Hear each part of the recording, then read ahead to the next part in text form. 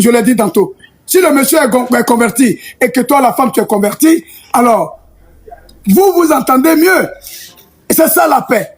Mais l'autre n'est pas converti, il y a séparation. C'est comme s'il n'y a jamais eu mariage. Donc, même si tu avais donné voiture, maison, tout ça là, laisse. Je vous ai dit, souffrez à la marche, à ma suite. Aujourd'hui, il y a la souffrance. Mais demain, c'est la joie éternelle. Alors, à vous de choisir.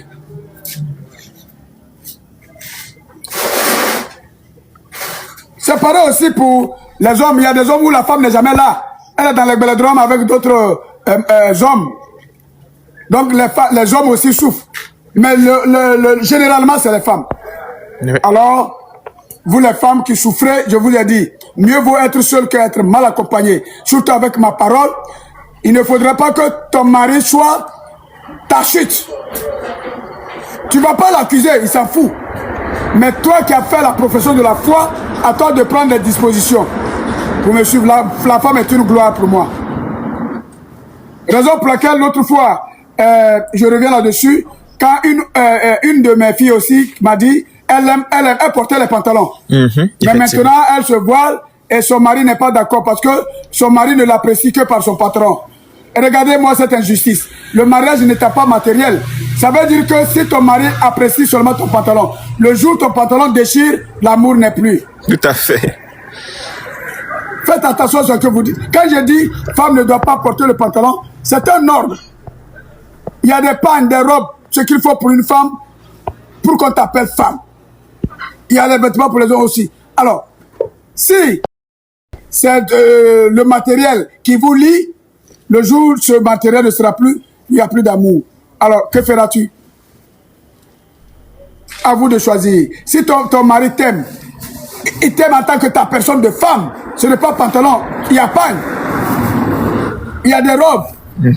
Alors, vous n'avez qu'à vous organiser. Ma parole est un ordre pour la vie. Vous n'avez qu'à vous organiser selon ma parole et non selon vos envies. Parce que ma parole, le Saint-Esprit ne se limite pas aux envies des hommes. C'est pourquoi je vous ai dit, les choses de ce monde, c'est artificiel. Si ton mari t'aime vraiment, il ne va pas exiger le pantalon. Donc, il faut, c'est toi, à toi la femme, de dire à ton mari, ah, c'est moi que tu as marié ou bien c'est mon pantalon. C'est la personne qu'on marie. Maintenant, si pantalon va causer un souci, alors, vous parliez pantalon par des belles robes. Oui, il y a des femmes qui se mettent dans des belles robes. Il y a des femmes qui se mettent dans des coutures de pagne. Très jolies. Et vous, les hommes aussi, qui vont dire, oh, tu portes pantalon, tu sors là, les gens vont regarder tes fesses. Trop de complications. Donc, ma fille, toi qui m'as parlé de pantalon, alors, il faut t'asseoir pour causer bien avec ton mari. Il n'a qu'à te dire, c'est pantalon, il a marié, ou bien c'est toi qui l'as marié. Sinon, le jour où ton pantalon sera déchiré, l'amour aussi est déchiré. À toi de choisir. Ma parole est un ordre. Sinon, j'ai établi le mariage en bonne et due forme. Le mariage se fait par le lien de cœur. Ta femme est comme toi. Regardez les membres de ton corps. La main gauche et la main droite s'entraident. Ils sont rattachés par le même corps. Quand la main droite lave la main gauche aussi lave la main droite. Dans le mariage, c'est comme ça. La femme s'occupe de l'homme, l'homme aussi doit s'occuper de la femme, puisqu'ils sont une seule chair. Mais c'est l'orgueil de l'homme qui fait que la femme est souvent abandonnée. Tu vas lui dire non, je t'ai donné l'argent, tu dors dans la maison, il y a nourriture. C'est pas ça le mariage. Les gens ont eu plus que ça, mais ils ont divorcé. Il n'y a jamais eu le vrai amour. Et je l'ai dit, dans un mariage où vous êtes unis, l'homme et la femme sont unis de cœur, le matériel vient en dernière position. Dans ce mariage-là, unis de cœur entre l'homme et la femme, quand la femme est en train de faire la cuisine, le monsieur doit laver le bébé. Quand la femme ne se sent pas bien, le monsieur peut laver les pagnes. C'est pas il peut, c'est une obligation. C'est nécessaire, c'est une bonne obligation. Au nom de l'amour qui vous lie. La femme ne se sent pas bien, toi le mari, il faut laver les pagnes de la femme. La femme a balayé la maison, toi l'homme, tu peux faire le lit. C'est ça le mariage. Entendez bien le mot mariage. Ce qui s'unit, j'ai précisé, l'homme quittera son père et sa mère, s'attachera à une femme, les deux forment une seule chair. Quand le monsieur dit j'ai mal au pied, la femme doit sentir ça. Quand la femme dit j'ai mal à la tête, le monsieur doit sentir ça. C'est ça le mariage. Même le sexe, peu importe. Je vous le dis, une bonne femme, en dehors des femmes prostituées, tout, qui n'aime que le sexe, même si tu veux, il ne faut pas lui donner quelque chose. Elle seulement, elle veut Bangala seulement. Mais à part ça, là, en général, les femmes sont justes. Les femmes ne sont pas trop sexuelles. Une femme peut faire toute sa vie sans rapport sexuel. Exemple, les sœurs. Voyez-vous? Donc, c'est pourquoi je vous dis, quand vous vous mariez, si vous êtes vraiment unis de cœur, vous ne devez pas dire, nous sommes mariés pour le meilleur et le pire. On n'invite pas le malheur sur soi. À mon entendement, le pire dont vous réclamez, pour vous, c'est le malheur.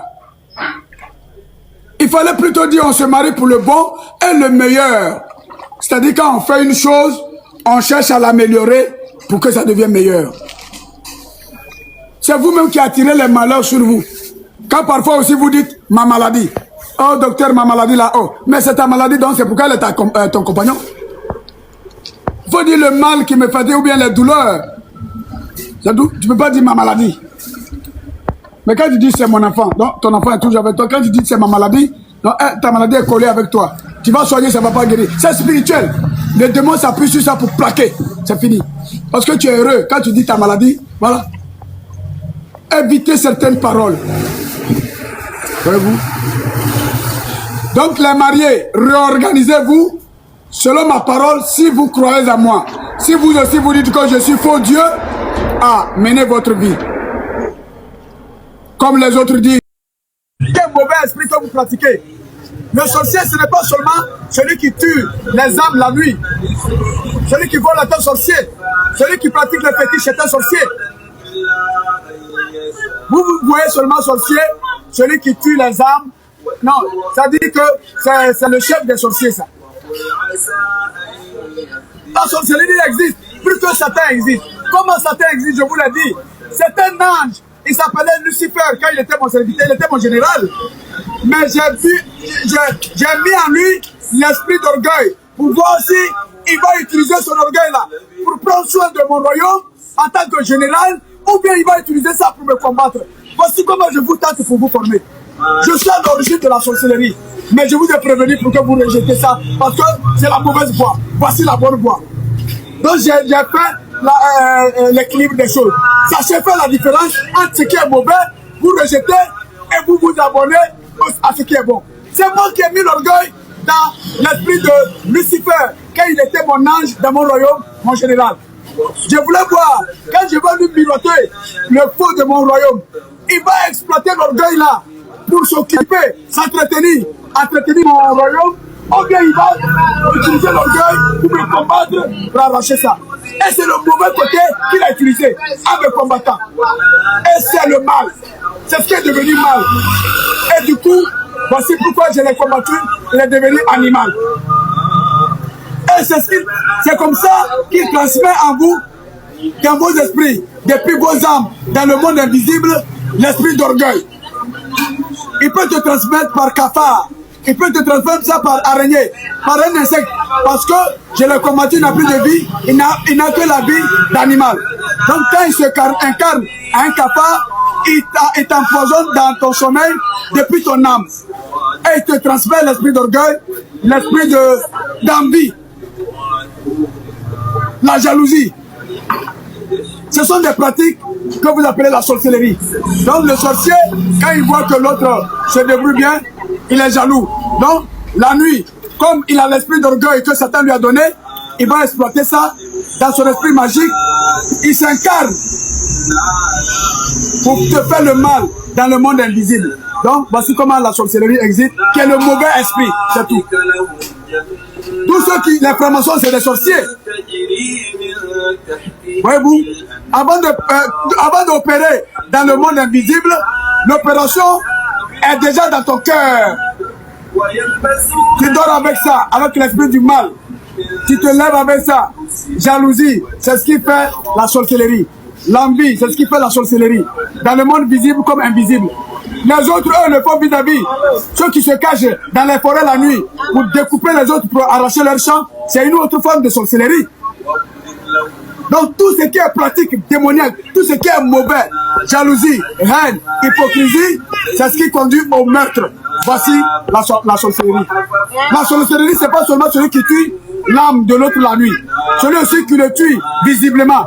Celui qui se cache dans le noir pour voler et pratiquer la sorcellerie. Celui qui se cache dans la forêt, dans le noir, pour m'acheter l'autre, pour tirer sur l'autre. C'est la sorcellerie. Voici les